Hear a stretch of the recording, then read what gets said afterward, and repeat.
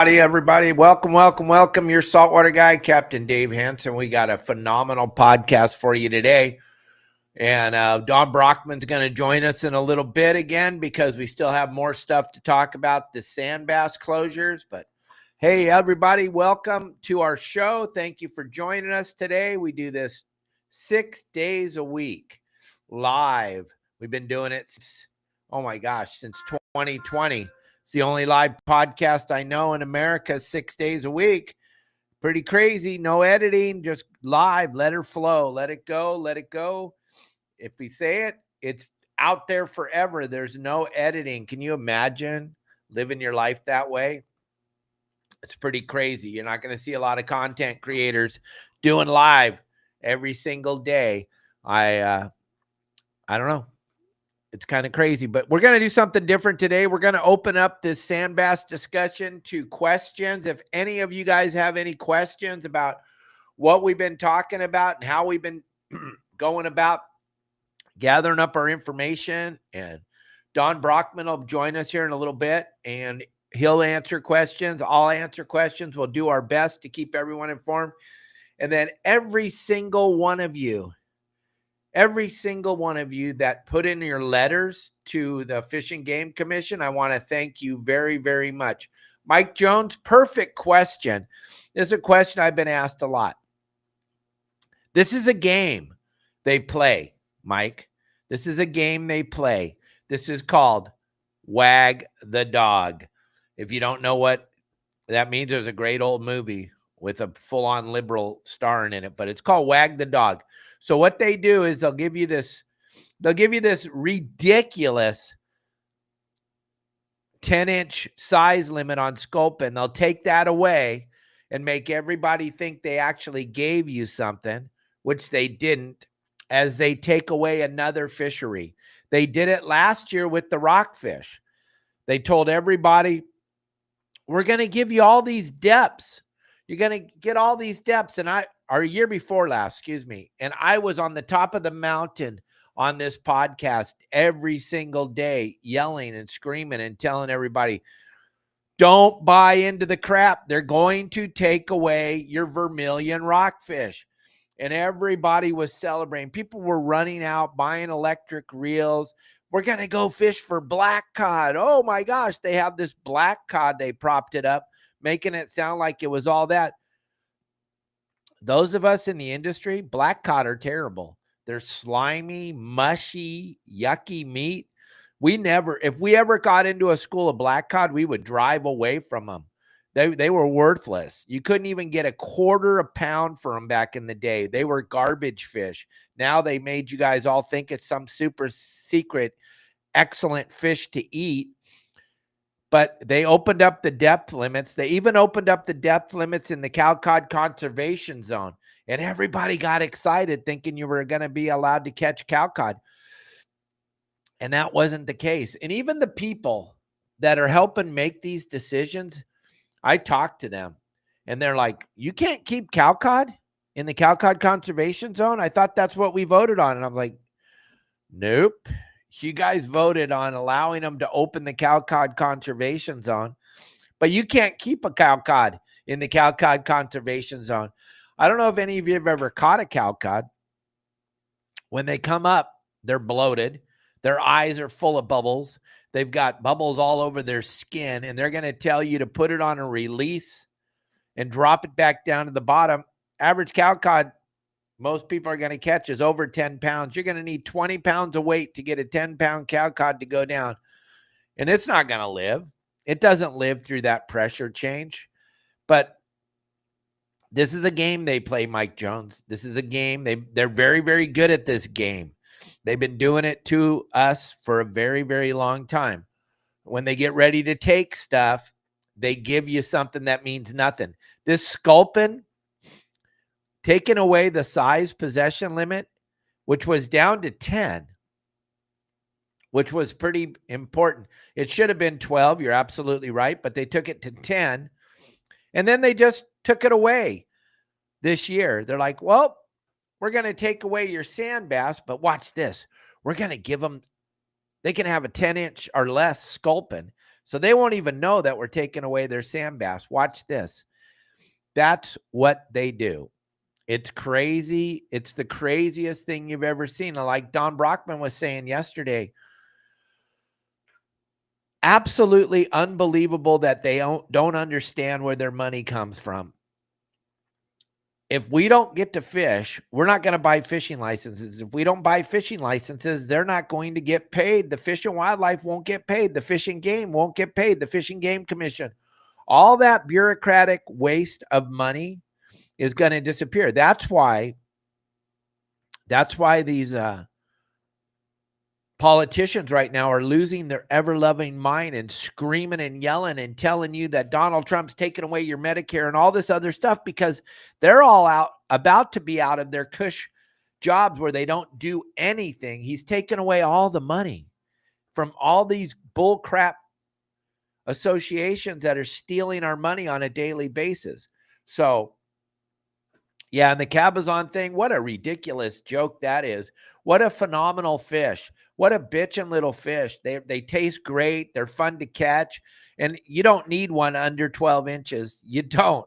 You don't need one under, I would say, a cabezon should be way bigger than 12 inches, but they just took away the possession size limit on the cabezon. And all this is to make you guys feel warm and fuzzy inside, but you shouldn't, because they're taking away the fish that built the West Coast.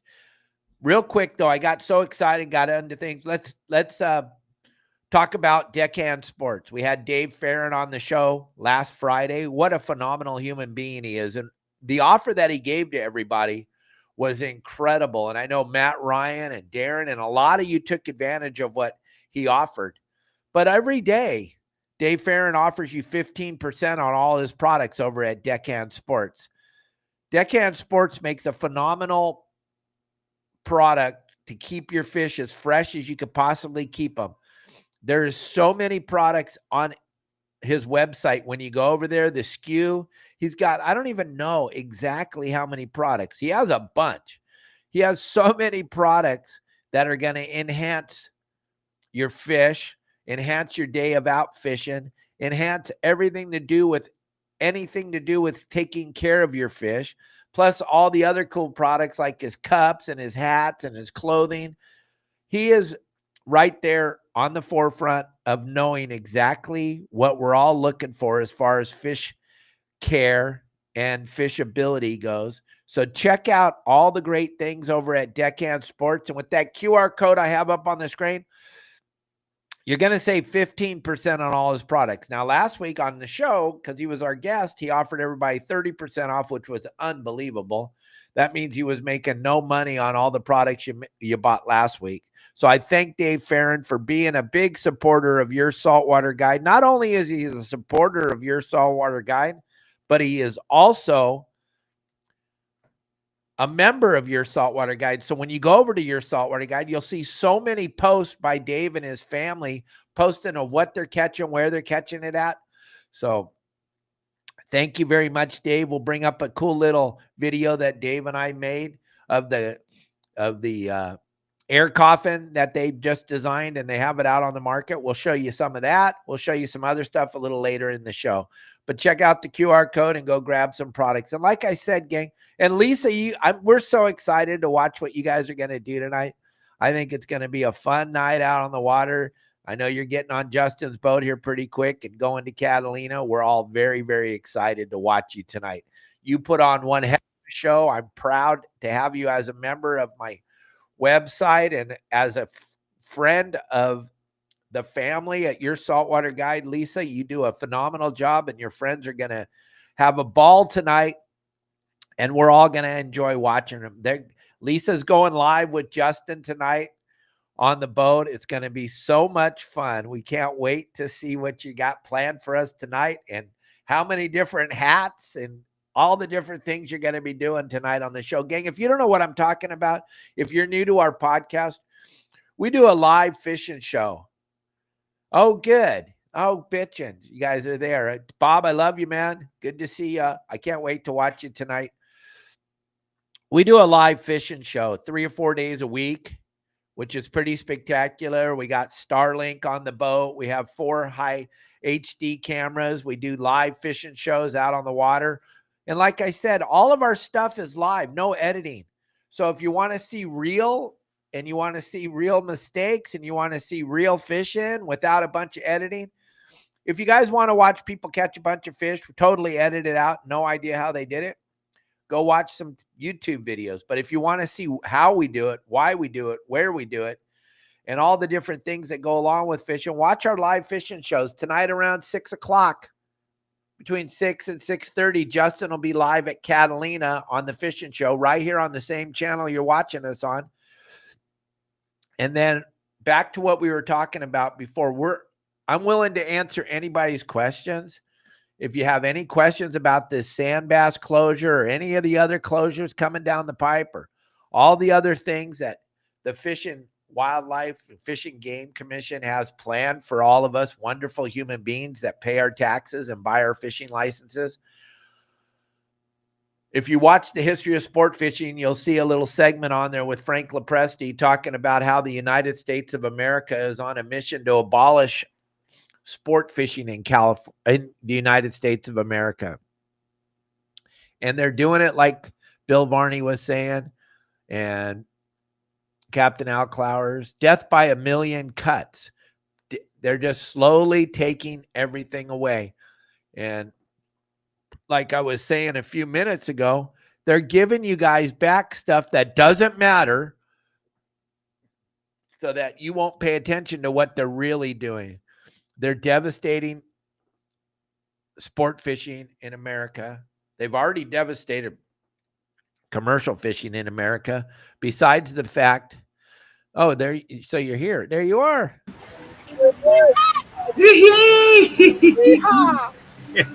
Hey, buddy. Thank you for joining us. Yeah, I'm sorry. My wife was looking at new houses, and she's the boss, but this is really important, and I have to give her credit. She's the one that remembered, Dave. Here she is. Hi, Dave. Yeah, Randy. Hey, everybody. All right. You're here. Yeah. So, Donnie, we're doing something different today. We're opening this up to questions. People want to know what's going on and what's really going on behind the scenes. So we're trying to answer everybody's questions. And one of our members, one of our followers was saying, why did they change the scope and size limit to from 10 inches to nothing and the cabezon? And I was trying to explain to everybody, it's called wag the dog. They don't want you to pay attention to what's really going on. So they want you to get all excited that you get to keep a sculpin that's less than 10 inches long. It's all smoking mirrors with the fishing game. They just change things as they want to. There's no science. There's no validity to it. But, I got no problem with the sculpin size limit, okay?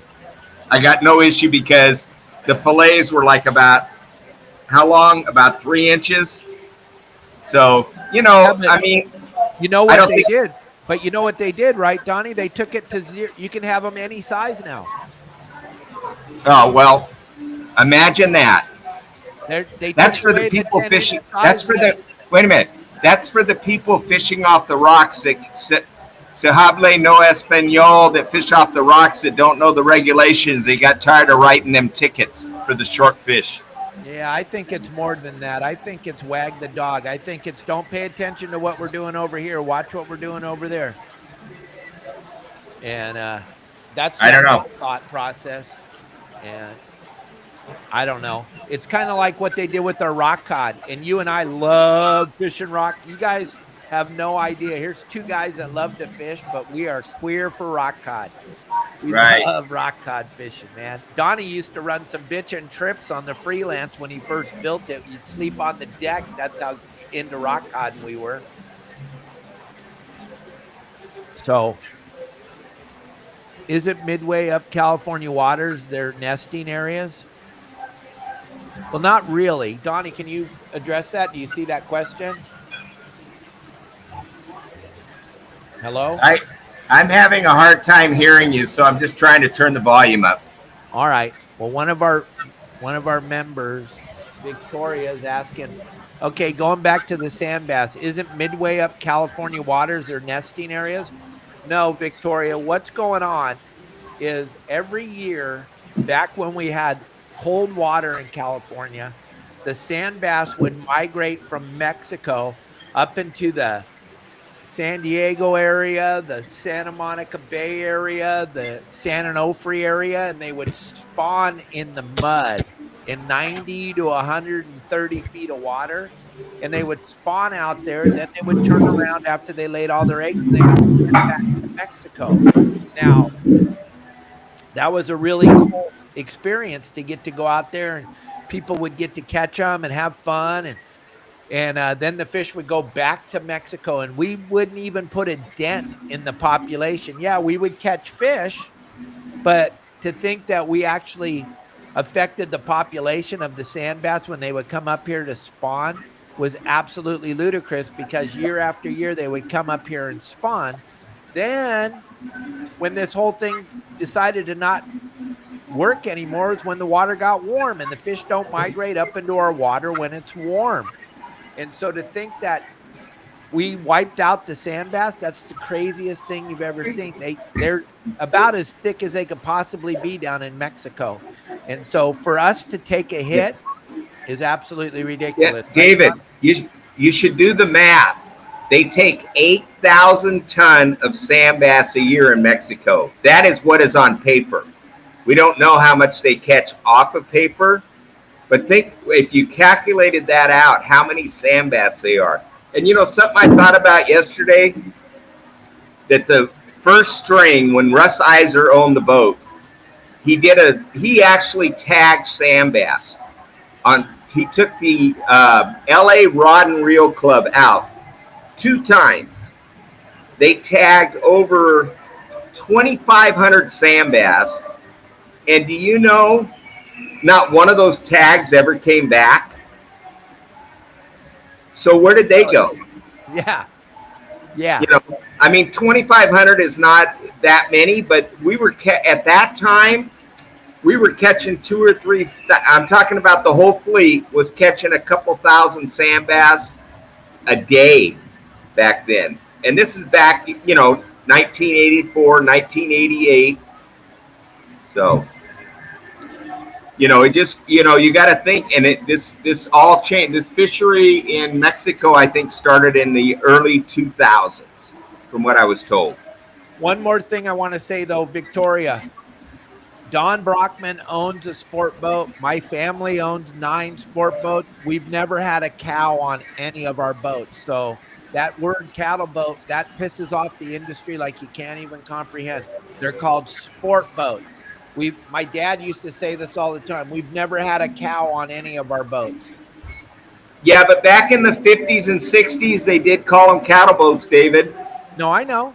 And it pissed my dad off. They did call them cattle boats. And you know what? In the cattle boats, the people used to go fishing in suits and ties. I mean, have you seen the old pictures? I mean, it's amazing. Absolutely. Yes, sir. I've seen them. I've seen the old pictures, but I'm just telling you, my dad used to get super pissed when people would call them cattle boats. He would get all butthurt. So, gang, now that Don's with us, I just want to thank you all for sending in your letters last night. Thank you all so much. Thank you. You guys were on it. I think that made a difference. Now we can't take our foot off the gas pedal, though. We're going from this right into this Zoom meeting coming up on the 13th of February that we all need to attend. And there's no reason in the world why we can't have 30,000 people sitting on that Zoom meeting, Donnie. Yeah, and remember, guys out there, that if you have trouble getting in, keep trying, because everybody's going to be trying to call in at the same time, and just keep trying, because supposedly the fishing game is ready for this and we can't crash their site. So I would love to see it. I'd love to see us crash it, because then we'd have reason for a lawsuit. But I don't like to talk about lawsuit, because the Sport Fishing Association of California doesn't want to go that way. But guess what? Like you said yesterday, it's time to get in the dirt, get dirty, get down and play like they play. And we're going to play nasty because this is wrong. And Victoria, thank you for your input, and your father been in the industry all those years. Thank you very, very much. And I don't know if they still do tournaments in Ensenada. I'm not really up on that. I know they did a lot out of the corral, but I don't really know. And then Devin, that's a great question. Gang, we talked about this a month and a half, 2 months ago. We've been talking about this for a very long time. And I'm glad the industry's finally jumping in here in the last couple of days and getting involved too. But it's super important. Don Brockman and I will tell you, if you do get an opportunity to talk, do not be a potato head. Don't use any foul language. Don't cuss out anybody. Don't call anybody stupid. Try to write down what you want to say and read, because there's going to be a lot of emotions. We know that. But try to slow yourself down. You have 1 minute to talk. Maybe write down what you want to say. Right, Donnie? Yeah. And you know what's funny? I was actually thinking about the meetings back when we were doing the MLPA meetings. And there was a guy that actually stood up. It was a commercial fisherman. And he said, you know, if we were a bunch of towel heads in here, we wouldn't be having this freaking discussion. And he got thrown out of the freaking commission meeting right then with an armed guard and everything. So yeah, guys, watch your language and, you know, have it written down. Don't be afraid to write notes down. If you get a chance to speak, make it count. You're only going to have 2 minutes. 2 minutes goes quick, gang. So have it written down and be ready. And understand, gang, this is going to show them who we are. So if we go in there like a bunch of pissed off people and start yelling and screaming, that isn't going to work. That will not work. Be articulate, slow down your speech, talk. I know you got 2 minutes, but try to sound intelligent for a minute and don't get emotional. They want you to get emotional. They would love nothing more than a bunch of us to jump on there yelling and screaming, because then they can say, we don't need to listen to this, and turn it off. And David, let them, you know, tell it. They need to speak about what they've seen themselves, and tell them we're supporting the Sport Fishing Association of California's recommendation, which is to go to 4 fish bag limit and to study these sand bass the next 3 years and to do a tagging program, because the fishing game realizes there's no problem with the sand bass. There's a problem with juvenile fish, according to them, because they are doing dive surveys in 60 to 100 feet of water on the reefs, and there is no juvenile sand bass there. They're all in the estuaries or in the lagoons or in the harbors by the bait receivers. So remember, we want to support the Sport Fishing Association of Southern California recommendation, which is a 4 fish bag limit. Study these things for 3 years. Try to get a stock assessment, which there is no stock assessment, which, you know, we're talking about people's livelihoods, and not just livelihoods. We're talking about fuel docks, bait receivers. You guys want to see your bait receiver go away to where you can't go out and go fishing? That's what we're looking at. And the fuel docks could go away. So this is more than just us going fishing every day. And Donnie, back in 2012, you were there. You were in those meetings when they took our sand bass from us, when they took it from 12 inches to 14 inches, when they took it from 10 to 5. You were there. This is the same exact argument we had back then. The words are exactly the same. The people are the same. Can you talk about that for a minute? Well, yeah. And the thing is, the fishing game sold us on, let's go to 14 inches. We'll get all the fish we need. That'll give them 2 more years to spawn. The sand bass spawn starting at 10 inches, from 10 to 14 inches. So you have 4 to 5 spawns in between. And where's that fish? We were supposed to see more keeper sand bass in 2 years. Well, we didn't see that. It took 4 years before we started seeing the uptick.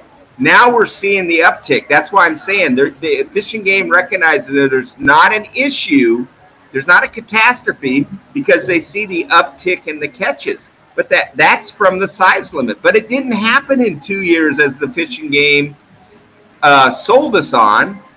It took 5 or 6 years. And I'm not a scientist or anything like that. I'm a fisherman, and all we know is those 12-inch fish that we were throwing back every year took that long to grow before we were able to start putting them in the bags. Your sister Donna will tell you, or Mike Hansen, your brother, will tell you. I mean, it took a long time for those fish to become 14 inches that we were throwing back.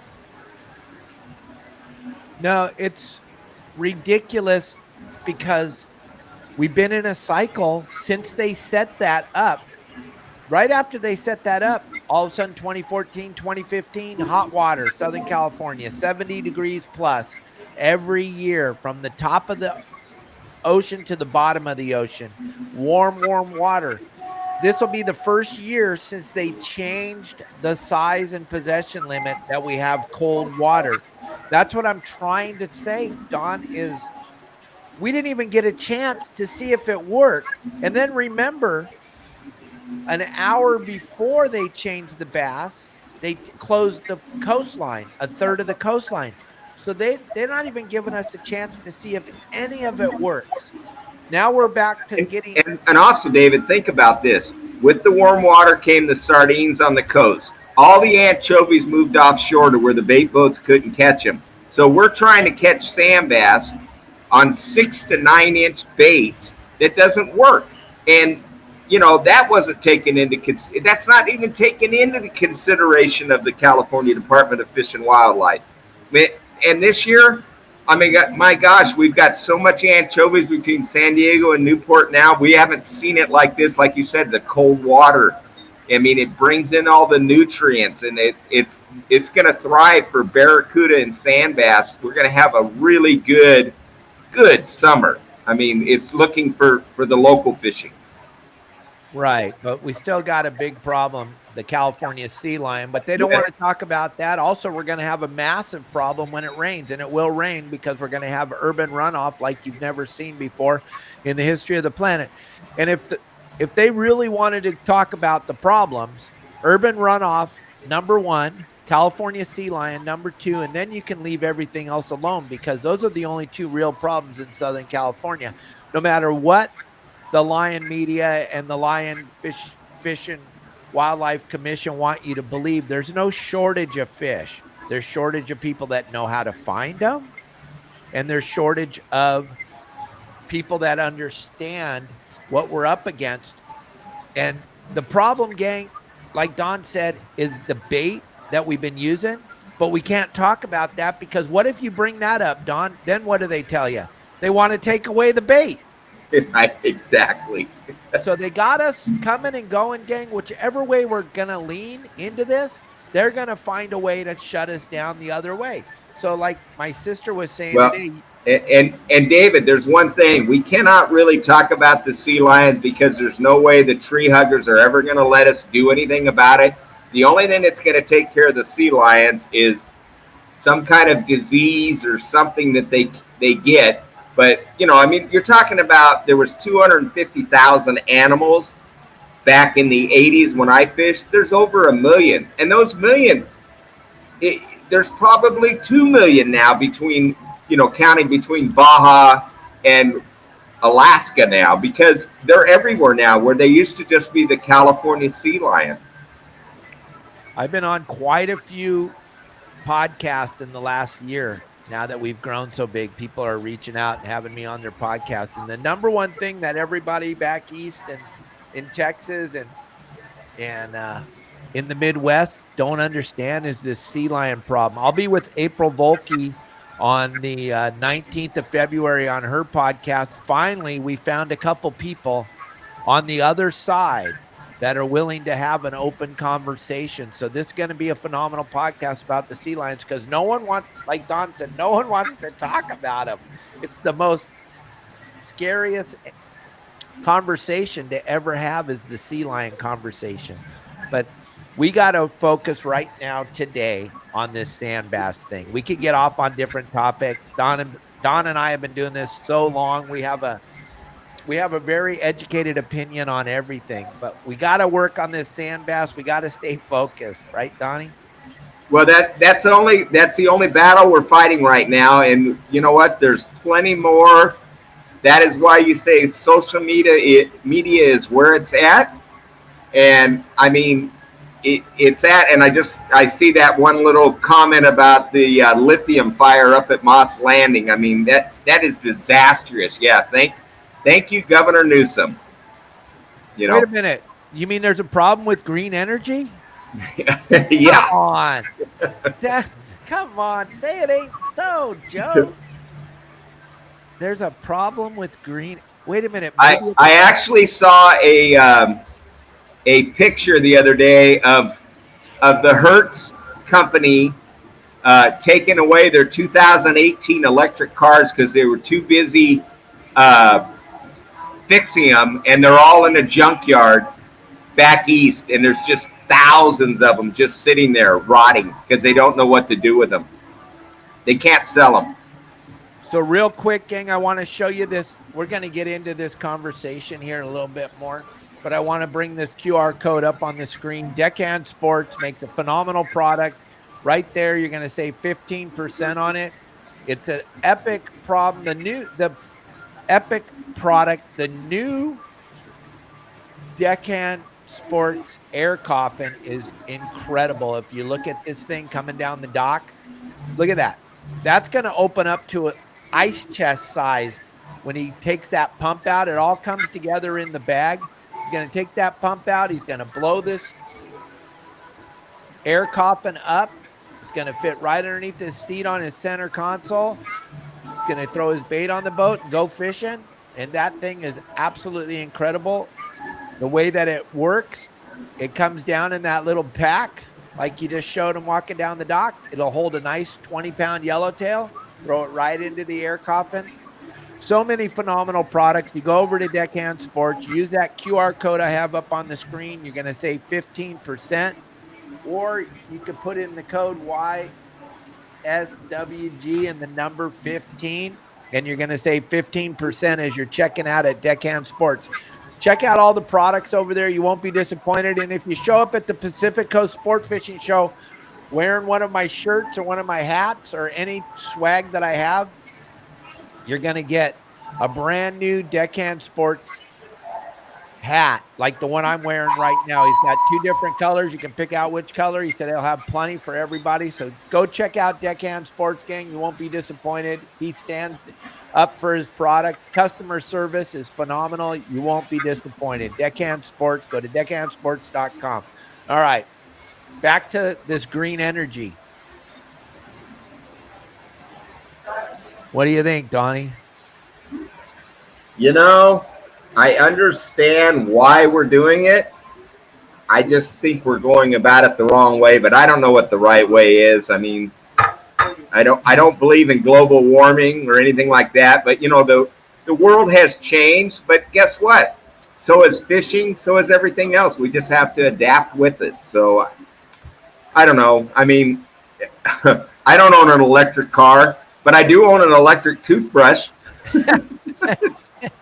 Gang, I got another myth that's been floating around for years out there, and Devin Cruz brought it up perfect. And Donnie and I, we can address this one because we both made a phenomenal amount of money when this animal was in Southern California.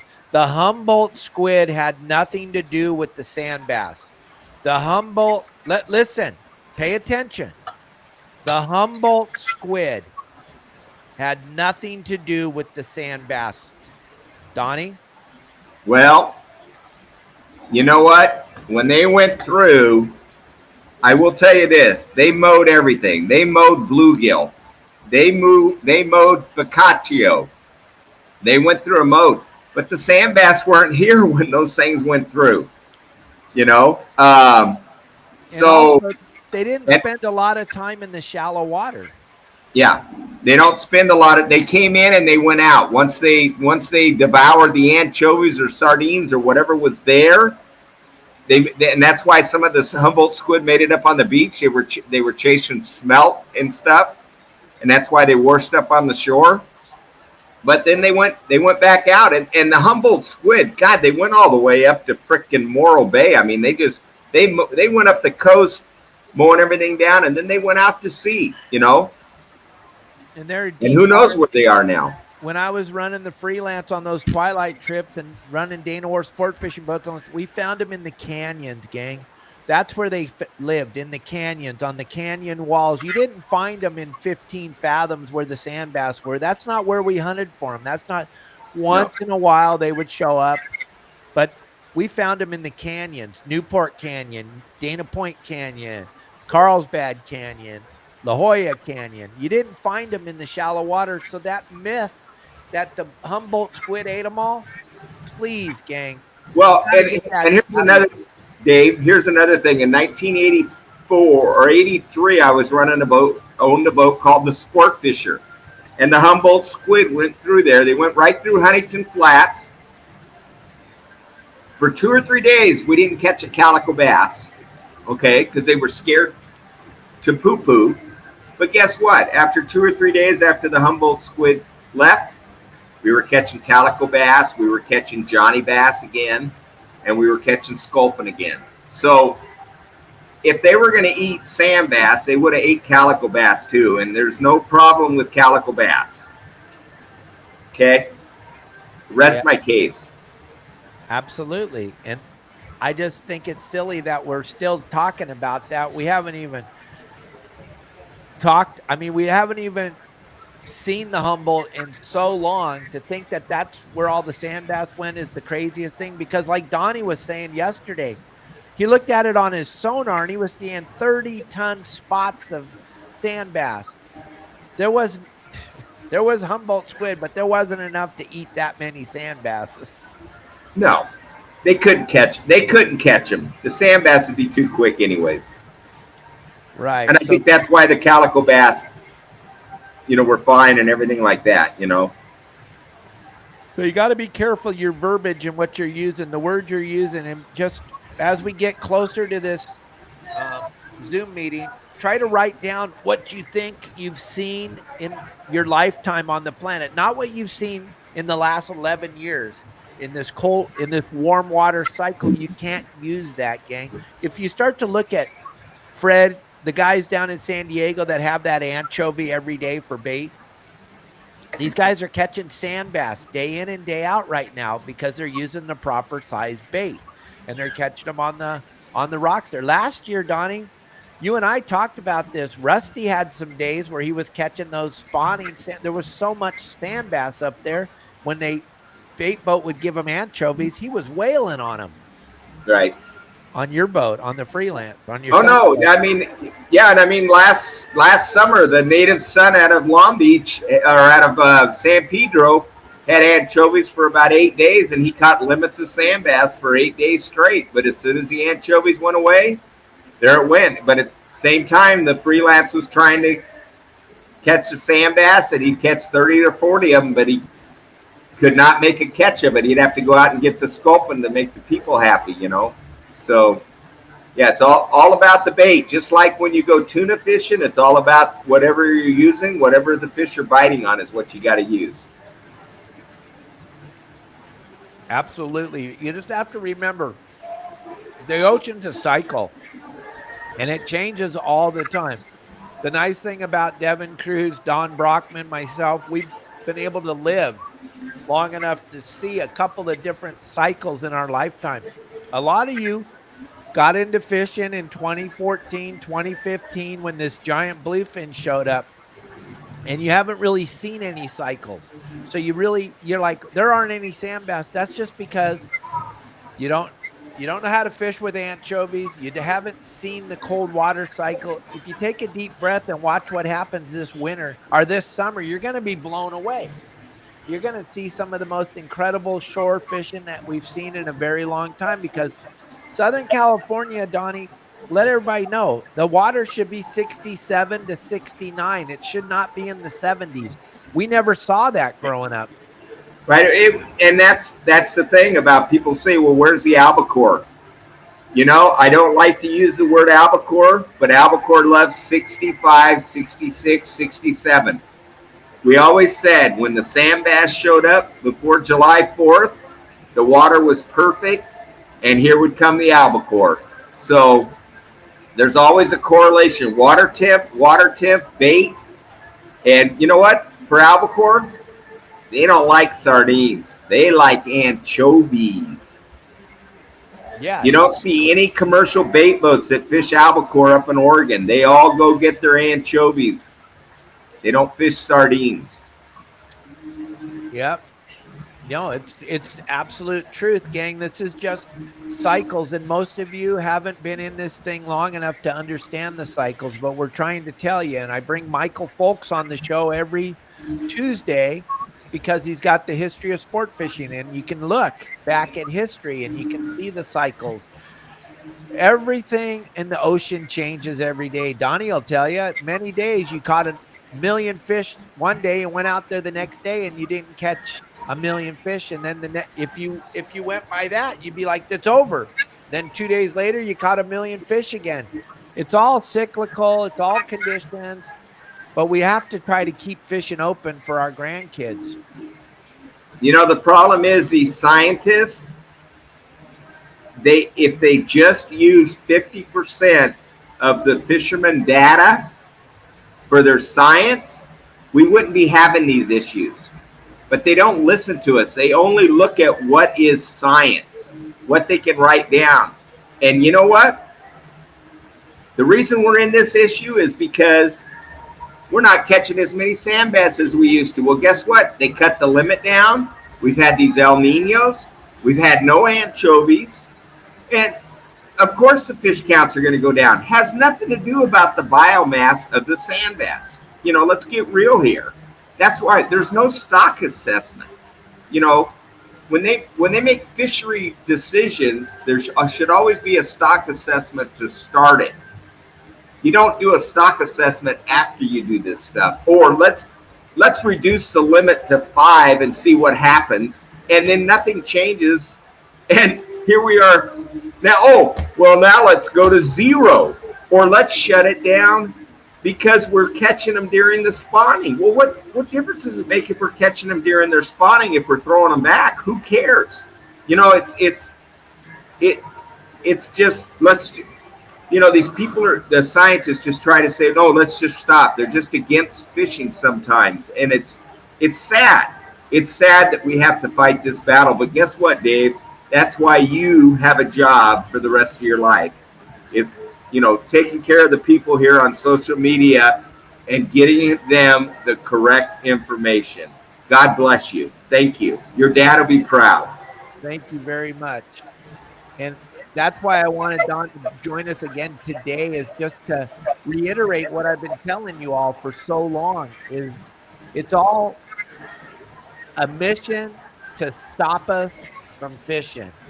And it's so sad, Donnie, if you go and you look at some of these people posting right now on social media, they don't understand that the environmentalists are listening to what they're saying, and they're going, well, I don't even like sand bass, so who cares if you take them? But remember, guys, without the half-day and three-quarter-day boats to take your kids and your grandkids out when they're young to go catch something that doesn't pull them over the side that scares them. I can remember the first time my son was 7 years old and I handed an albacore to him. I handed the rod to him. You know what he did? He let go of the rod. It scared him. There went my rod and reel, which was a nice Jig Master, nice Calcutta. But you need the sand bass to start people off fishing. It's not always about going to catch the big bluefin or the big yellowtail or the Dorado or whatever like that. That's for as you learn. But we all learned. I learned on the barge, the Seal Beach barge and the Belmont barge, catching bonita and tomcod. I learned how to hook a bait, how to do all that stuff. You can't learn that stuff when you're paying $300 to go catch a tuna. So you need the half-day and three-quarter-day boats to bring up these young people to be able to go out fishing and to listen to Dave's show, to buy this fishing tackle, to buy these Promar hoop nets and all this stuff. And remember, not everyone can afford to pay $300 to go on a boat or have $1,000 worth of fishing tackle. Shit, I know a guy the other day that said it cost him $3,000 just to buy his tackle to go on a 3-day trip for bluefin tuna. And I said, well, dude, you could have rented the poles at Fisherman's Landing. And he goes, well, I didn't know they rented those nice poles. So, you know, we need the local fish for the people that are growing up and for the adults and for the tourists. Exactly, gang. And also, the underprivileged people aren't going to be able to fish because of this closure. Not that I'm privileged by any stretch of the imagination. We don't live in Mexico because we have an epic amount of extra money. I'm just saying that kids today can't afford to go tuna fishing, but they can afford to go out on the half-day boat, or they can afford to go fish on the pier, or they can afford to go fish on the beach. But if you take away all the fish, it's and not Dave, fair. remember, there's one thing that's really important that Mike Thompson brings up all the time. Remember, when we shut down one thing, it puts more pressure on something else. Just like with the MLPAs with 25% of the coast gone. Those areas are not being fished. Well, what do you think happened? Everybody else is having to fish all those other areas and put more pressure on them instead of giving them a break. And that's the thing, is when you limit the access, it just puts more pressure on other things. It's kind of cynical, you know, how it works. It's very sad to be a sculpin right now, that's for sure. Thank God for them the last 5 years for a local boat, for a half-day boat. I mean, just think about this. The half-day boat has to run an hour and 45 minutes from Newport twice a day to go catch fish because the Sandbass aren't biting, or because he has sardines for bait. Only gives the customers 90 minutes to fish. That's not a lot when you pay $60 or $70 to go on a half-day boat. No, and if they cared about the environment like they say, they wouldn't do that. You wouldn't make a boat drive that far to go start fishing. You would, when we lost Laguna, Donald, that was an absolute tragedy for the industry. 12 miles of prime kelp rock fishing. I mean, with the, you know, it's just unbelievable. Well, how do you think the lobster guys feel? You know, devastated. And we also, you can't go left anymore. I mean, you have that one little stretch from number 1, number 2 to Abalone Point. If you can't go any further south than that, boy, they better be biting at one of those 3 spots or you're done for the day. Yeah, you have 3 spots, and there's 2 half-day boats that leave Newport every day. There's no room. It's pretty unbelievable when you play the tape all the way through, gang, and you go, well, they want you to not burn as much fuel. On one side of their mouth, they're saying that. And then on the other side, they're saying, but you can't go anywhere. The only place you can fish is an hour and a half from Newport Harbor one way. So It goes, every single thing is totally wrong. It's just the most wrongest it could possibly be. Hey, Cubby, good to see you, buddy. I don't get it. I don't know why we're on a mission to stop fishing. Frank Lopresti said it on the history of sport fishing. They don't want you to fish in America. So what's funny, I want to comment to the guy that says our government is for China. That's where all our fish go. You realize, gang, that our fish get caught here, whether it's squid, rock cod, or other fish, gets shipped to China, gets reprocessed, cleaned, breaded, and sent back to us for us to buy. So that's how it works, gang. That's how backwards it is. Yeah, exactly. We had you on a few months ago talking about the squid fishery, and all the squid that we catch in California goes straight to China. Yep, and 90% of it. Yeah, that's a lot. Yep. That's a lot. It's the craziest thing. The United States of America consumes more seafood than any other country in the world, but we're not allowed to buy our own seafood until it goes to China first. Yeah. Yep. So everything's wrong. Everything you hear out there is wrong. There's no truth being told. This is the only place on this podcast that people get exposed to the real truths of fishing in Southern California. Unfortunately, I wish there was more people that had a voice that would talk about it on social media. But I think we're making a difference, Donnie, and I think more people are going to get involved with social media because of what we're doing here. Yep, you got to buy local. EJ, you're absolutely right. We had Tommy Gomes on the show. If you're not buying from your local fish markets, then you have no idea where that seafood in the big box stores is coming from. Yeah, and one of the things that has happened with the commercial fishermen is every single harbor now on Saturdays has a I don't even know what you call it, an open air fish market where it's fresh seafood right off the boat. They fillet them there for you or whatever like that. So just, I mean, I know it's all the way up to San Francisco. I don't know how much further it goes, but it seems like every harbor has an open air market now. You know, farmers type market for fishermen. Right. Yep. Well, Devin summed it up perfect. That's kind of why Donald J. Trump's trying to put the tariffs on the food coming from China, because of the fact that they get to undercut us and sell our food back to us. And the tariff will stop that garbage from happening. I know a lot of you don't understand it. You just listen to CNN and you're like, oh, tariffs are bad. No, they're not. They're going to allow us to start to purchase our own seafood again. It's just the craziest thing in the world. But if we don't I saw a thing on TV the other night that said everything you buy at Walmart that comes from China is going to cost you 10 cents more. Is anybody going to care? Nope. So, you know, that's how people look at it. Yep, except the lying media. Right. Yeah, they have that new open air market Cubby's talking about at the Oceanside Harbor on the weekends. It's a pretty cool thing. You can buy locally caught fish from fishermen.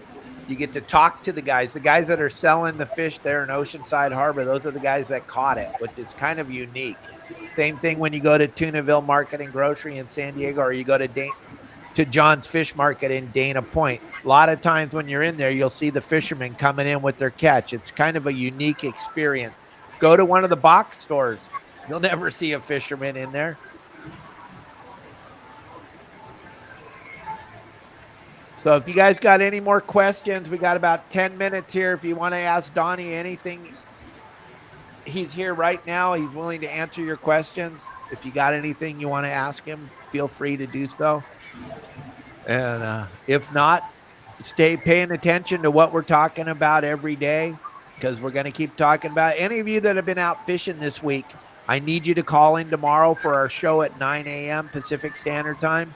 We will be live tomorrow morning at 9 a.m. with our weekly fishing report, talking to all the captains and everybody that's been out fishing. And we'll be, if you want to jump on the show with us, feel free to do so. 949-374-0786. Remember, guys, February 13th, start writing down your notes. And if you're lucky enough to get picked, because not all of you are going to, but have it, be ready. Do not cuss, do not swear. February 13th is going to be a big day, and that day will be decision day. There will be a decision made when that meeting is done. And the only thing we can do is show them that we're in support of this no closure thing. If we all show up, they're gonna see. They're gonna go, whoa, wait a minute. Somebody actually cares about Sandbass. So we can easily do 30,000 people if you share these podcasts every day when we do them, and if you share all the stuff that we're posting and CCA and everybody else is posting. We can make a difference, gang. Social media is how we got this new leader in America. If you don't think it matters, it absolutely matters. Let's all be involved as much as we possibly can. Did you see? And I want to put it out there to everybody that has a Facebook account, guys. I want to see it on your Facebook page. You know, start talking about this, how important this is. You know, it's very important. February 13th. Let's knock this out of the park. We're gonna post it, Chris. We're gonna have the link. Elliot's gonna make the link. You guys can just log right on through the link. We're gonna have everything you need to be involved in this. And let's hope not, Matt. Let's hope not. Let's hope that we Matt, can make a difference. Matt, the decision is not made. I'm telling you right now. But there's always the backdoor stuff that we don't know about, like with the MLPAs. But as of right now, they're listening. The commissioners are listening. We sent them a video. We're working on this. So, in fact, I even sent that link to Dave, the YouTube league. I don't know if you played that with the short sandbass being released last summer on Fred's boat. I got the other one from Dana War Sport Fishing that you sent me yesterday. Okay. But we'll have the other one from Fred's boat, and Fred will be our guest on Monday. And gang, this is just so important to the industry. We're just going to be doing this Sandbass thing every day. Everybody wants to come on the show. Everybody wants to help. Everybody wants to open up your mind and let you understand what's going on. So that's why we're doing this every day right now till the 13th. That's it. And at 13th, it's not going to be too far away, man. It'll be here quicker than you think. And don't forget your wife, guys, or whatever, or your significant other. It's February 14th. Red roses.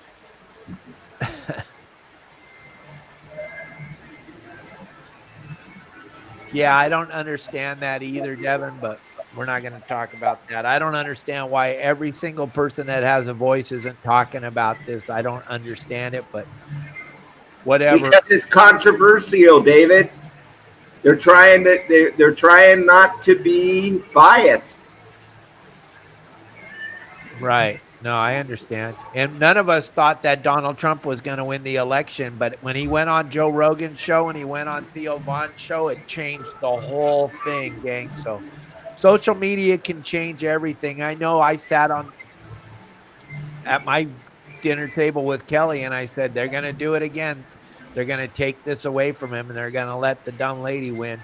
And then we were shocked when it was a massive landslide. The only states that he won were the ones that don't require voter ID. So we can make a difference, gang. I really believe in my heart we can. I don't want to think that we can't. Where's Marley? I haven't seen Marley 2 days in a row. Hi, Marley. Hi there. Donnie. I love it.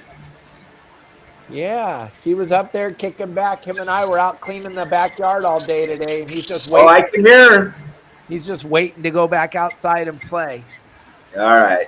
All right, everybody. Thank you so much for watching the show today. Thank you, Deckhand Sports, for allowing us to do this show every Friday. Donnie, thanks for running home and doing this. Thank you. God bless. Hey, David. David, I'm not home. I'm in the Sunset Station Casino. Look, I'm in the oyster bar here. My lunch is sitting right here. I didn't even take a bite while I was on the show. So, all right. I love you, man. All right, guys. I love you too, Donnie. Thank you for taking time out of your day. Randy, thank you very much for bringing Donnie to the station. You guys have a great day. Turn off the news. They're all lying. This is the only place you get the truth. I will see you all tomorrow morning. I need some of you to call in and tell me what you've been catching. We're going to talk about the Sandbass thing till the day that they make their decision. But tomorrow we're going to do some fun stuff. We're going to talk about fishing. We're going to talk about what we've been catching this week. Some of the guys have been out fishing halibut and stuff. So let's get on here and talk about it. I'll see you all tomorrow morning at 9 a.m. Thank you all very much for watching my silly show. We're making a difference. We're at 49 million views on Instagram for this month. I don't know.